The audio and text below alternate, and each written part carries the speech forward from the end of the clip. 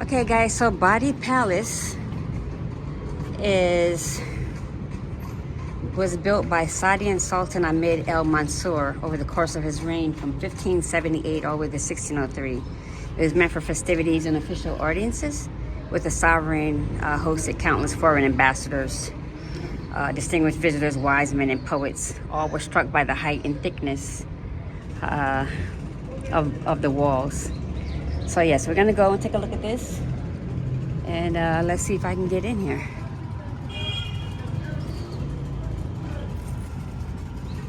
I hear construction. I'm hoping that I can get in this way. I don't know. We'll see.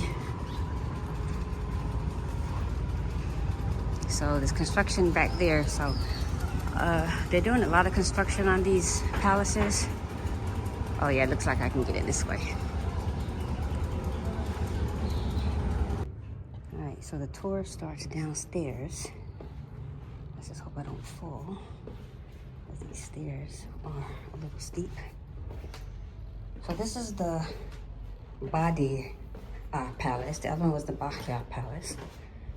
So let's see what we can find here. So this is like ruins. So we'll start. Doesn't show you which way to start, but I guess it doesn't matter. Let me start on this end.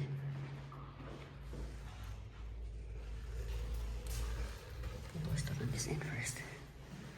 Okay, so this is telling you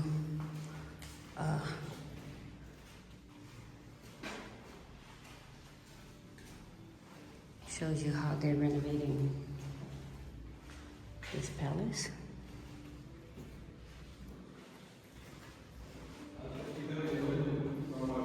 This way? This way, okay. I think I came the wrong way. I should have went this way first, right? And then come back, okay. Check it out. Okay. Oh, this is lovely. Look at that. So this is during the excavation. These are pieces that they found here in this area. And this is how vast and big this is. And the ceilings are really low here. So yeah. So this palace, you can tell, is older than the other palace because it's not as decorative. This shows you what it would have looked like. These are pieces right here that would have been on something that was like that.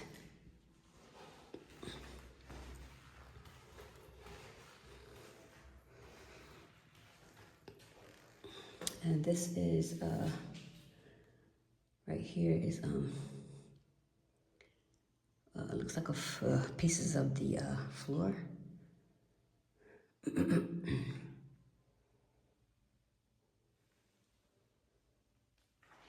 And yeah, that's what it would have looked like there. So yeah, they are trying their best to fix this up, and I hope they do.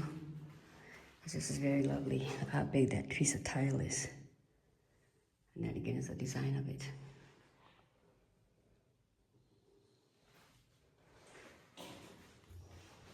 Now he told me to go that way, but the arrow's clearly pointing that way. Okay, so, all right. So these are pieces again, these are pieces of pottery that they found while excavating.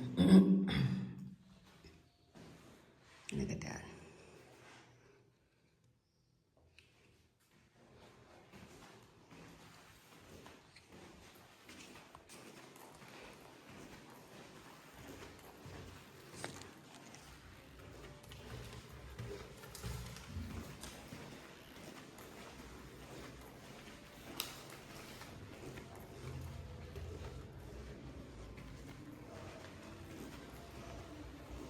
Okay, so this would be what the whole mosque looks like back in the day.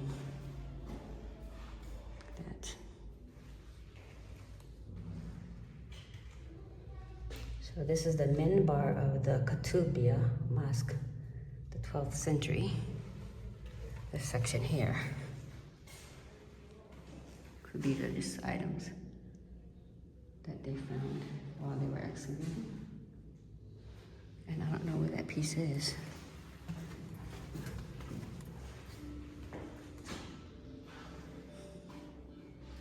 So this section would have been like the Ketubah Mosque. It says Ketubah Mosque. And this door. So I'm gonna watch this video real quick. Wow, that shows how it would have been.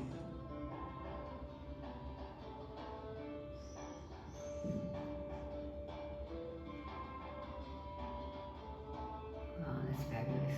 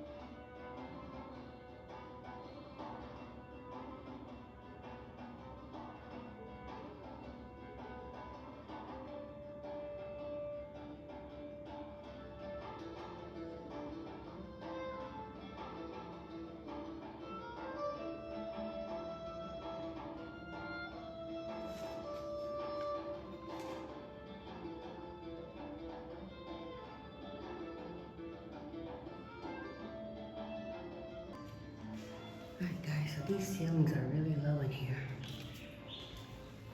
So anyone who's claustrophobic, I don't know if I'd advise you to do this tour because this is really low. We are literally, looks like under a basement area. But look how fabulous. So this right here is Marrakech through the histories.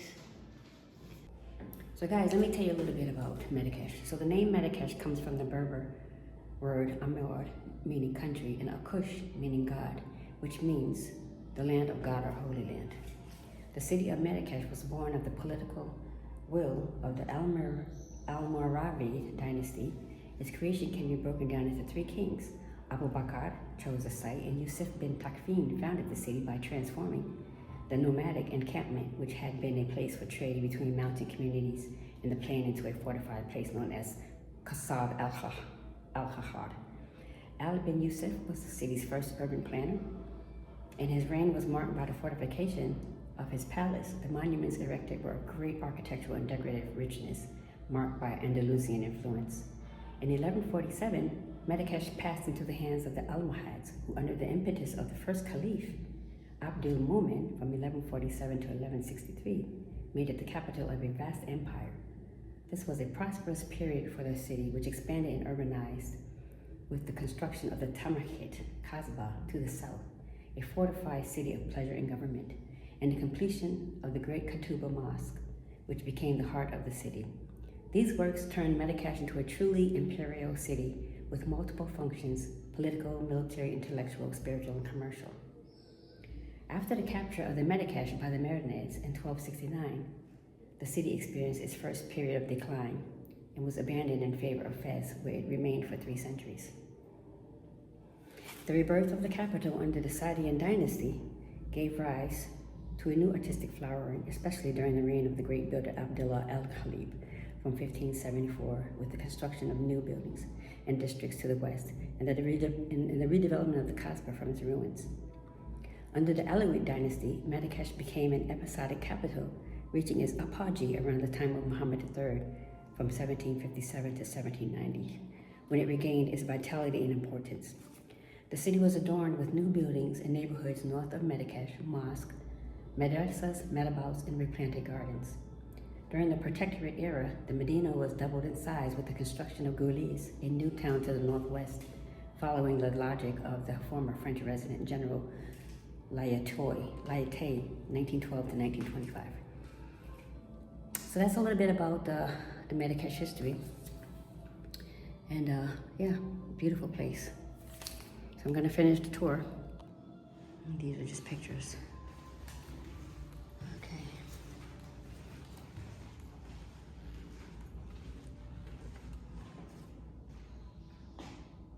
These are original doors, guys. So yeah. Wow, this is amazing.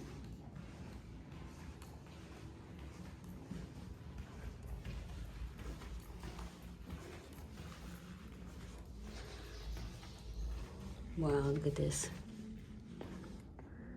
Wow.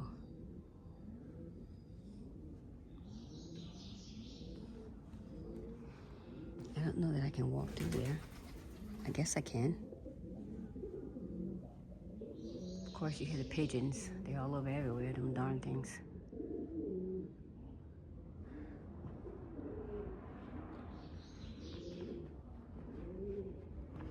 Guess it's okay.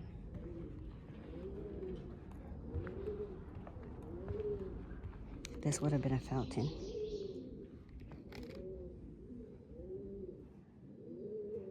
There you are, you little runt. I'm sure they have nests all up in there.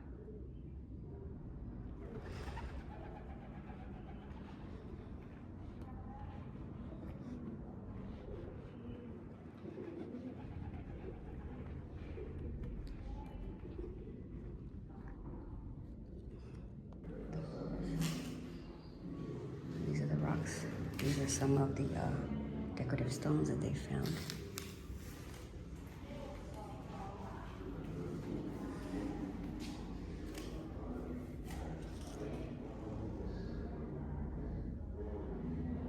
This is the portrait of Elias Pleat, gardener at the Badia Palace at 1641. He was the gardener.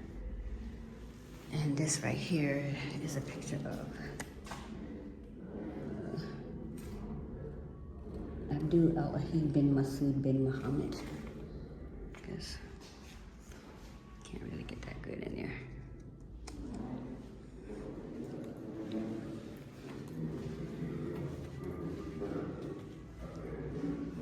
These are the different patterns of floors.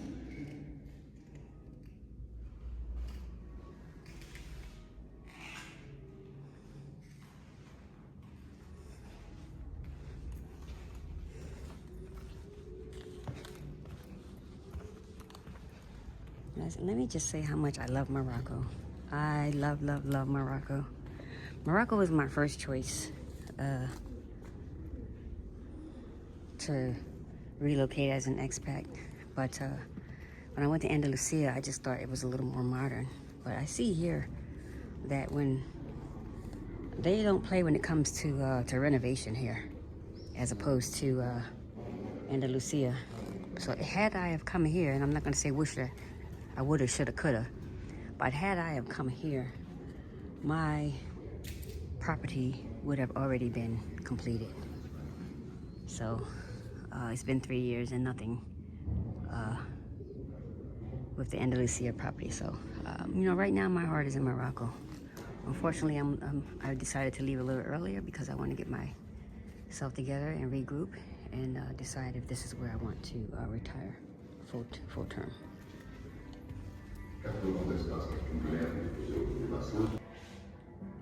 So this is what the mosque would have looked like.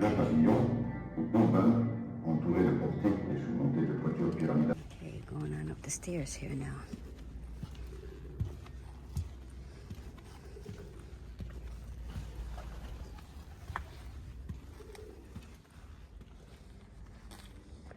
Just look at this. This is beautiful, guys. Beautiful. Look at that huge pigeon's nest up there. Shame on them.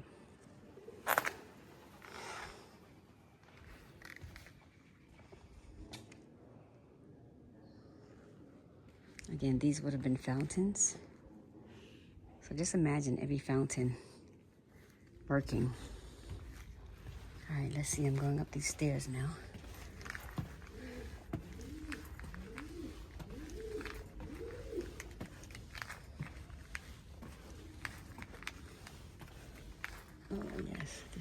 beautiful.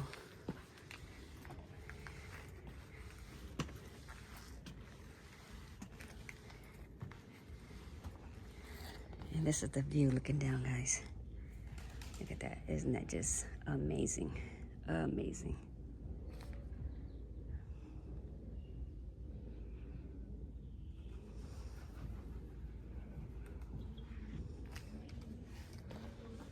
And now we're going out to the garden area. This is good.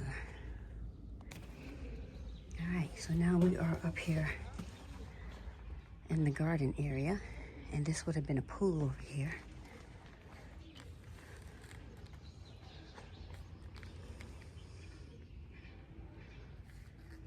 And again, I don't know exactly what that would have been, but I don't know if this was a pool too, or if this was just a garden of, oh no, those are trees. They look like,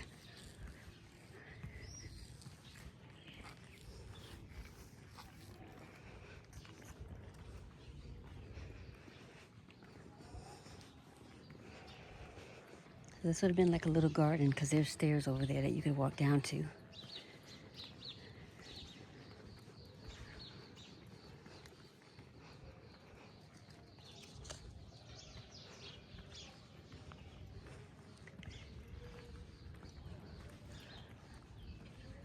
You know, I keep saying it, but I love the Moroccan culture. And the people are so hospitable and so nice. And the way the world is going today, everyone needs a little bit of that hospitality and niceness, and just open to, you know, giving and just letting you come in and be a part and learn their culture. It's just amazing. Let's see what this is over here. Okay, so this, some renovation going on over here too. That's blocked off.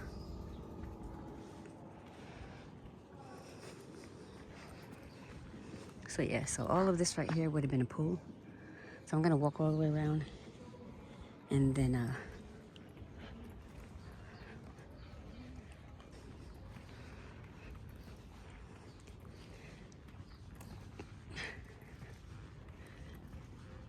I need to get some gifts. That's where I came in at. So we're gonna walk all the way around. What a beautiful day to do this. Just beautiful. Look at that. Look at that view.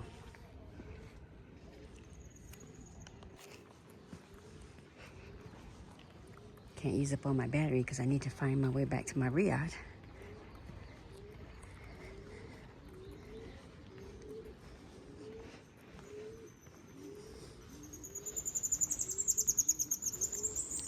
So this right here looks like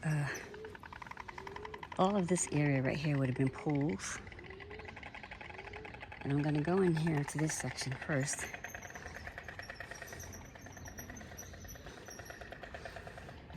And this is what this would have looked like.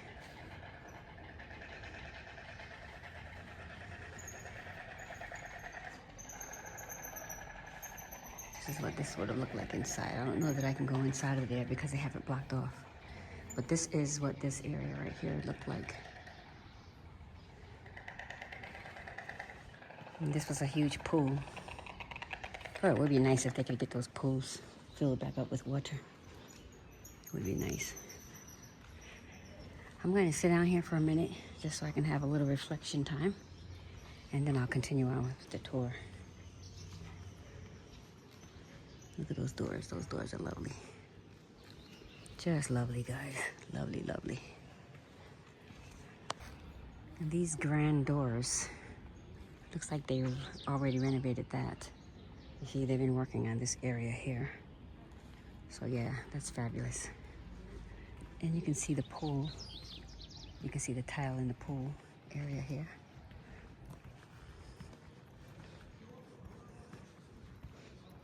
Oh, there's one pool over here that has water in it. Let's go see. Let's go see.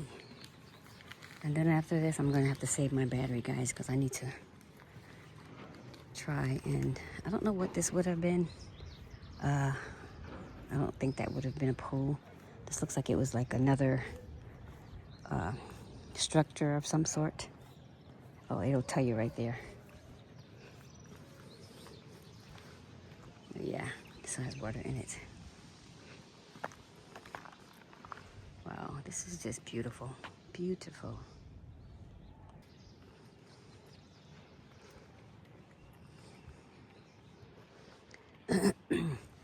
So they have water in this pool, guys. Look at this. It's a little dirty, but it's there.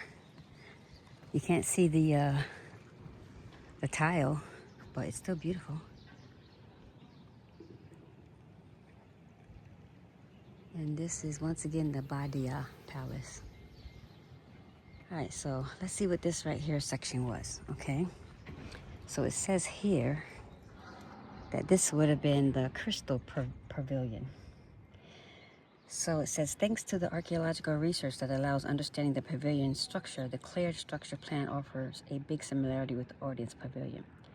The Crystal Pavilion is surrounded by a punctuated portico of basins feeding by a piping system. 4 doors were open on the monument sides. There were a sitting room in the center that offer looks the garden through stairs. Contrary to the audience pavilion, this one was used as a king's personal matter. So this was the king's personal room. And yeah, so hopefully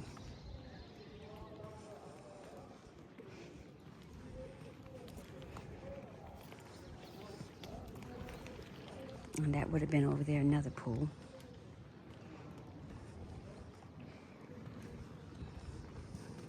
And these are orange trees over here, everyone. Look at that. These are orange trees. These are all orange trees. Look at that. And they're not oranges that you eat. These are oranges to make perfume fragrance and things like that. So yeah. And that, whatever that door is over there, I hope I can get into that because that looks fabulous.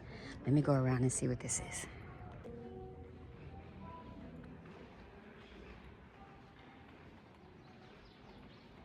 So these are some of the columns or ruins of the columns. And that's the Zalik found that was on the top.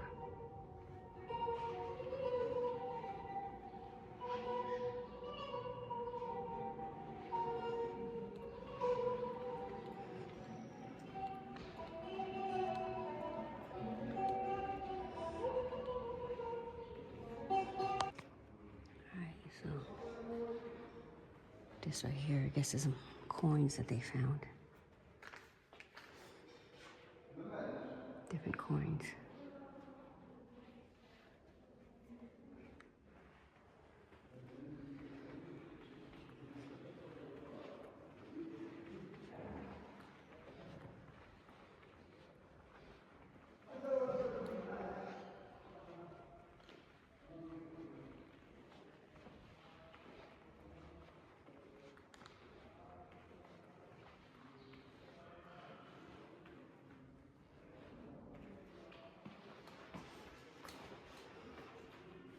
Oh, these are books that they found here. This area.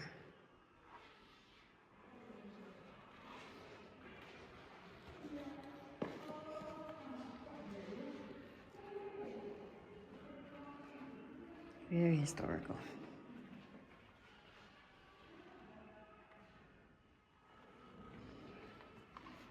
Small items. And then pottery over there. So these are specimens of Arab inscriptions from Marrakech. When I first came here, guys, I thought that I would just find ruins, but this is fabulous. There's so many hidden artifacts here that were excavated.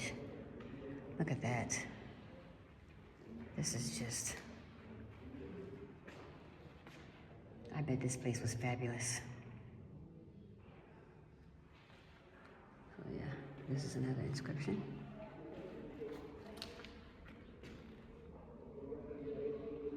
And this was found near the Ketubah in 1590.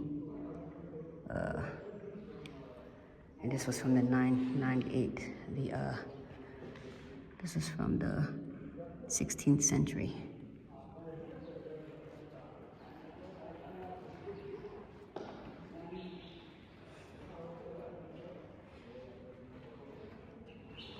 So these stairs right here would have taken you down to this garden, this orange tree garden right here. And then I'm just going to show you, these guys are